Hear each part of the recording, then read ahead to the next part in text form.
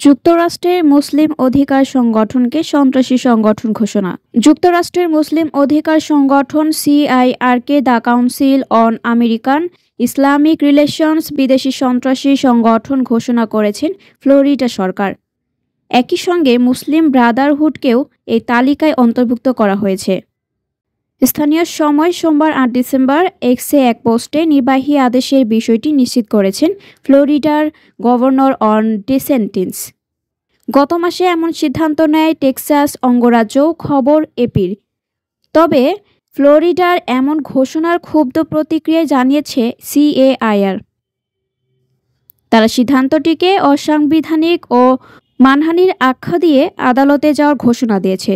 যদিও মার্কিন ফেডারেল সরকার এখনও সিএআইআর কিংবা মুসলিম ব্রাদারহুডকে সন্ত্রাসী তালিকাভুক্ত করেনি।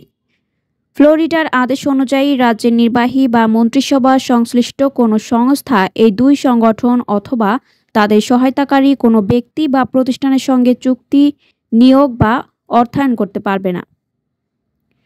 ১৯৯৪ সালে প্রতিষ্ঠিত সিএআইআর এর বর্তমানে যুক্তরাষ্ট্র জুড়ে ২৫টি শাখা রয়েছে।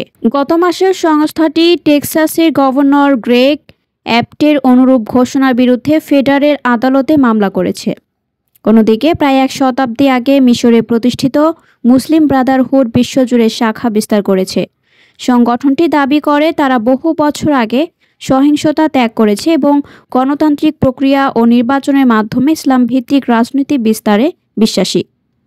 তবে মধ্যপ্রাচ্যের বেশ কয়েকটি দেশ মিশর, সৌদি আরব, সংযুক্ত আরব আমিরাত, সিরিয়া ও রাশিয়া আগেই এই সংগঠনকে নিষিদ্ধ করেছে। চলতি বছর জর্ডানও এক নাশকতা পরিকল্পনা বানচাল করার দাবিতে সংগঠনটিকে নিষিদ্ধ ঘোষণা করে। পরবর্তী সংবাদ দেখার জন্য আমন্ত্রণ এবং সাবস্ক্রাইব করে বার্ড নিউজের পাশে থাকুন।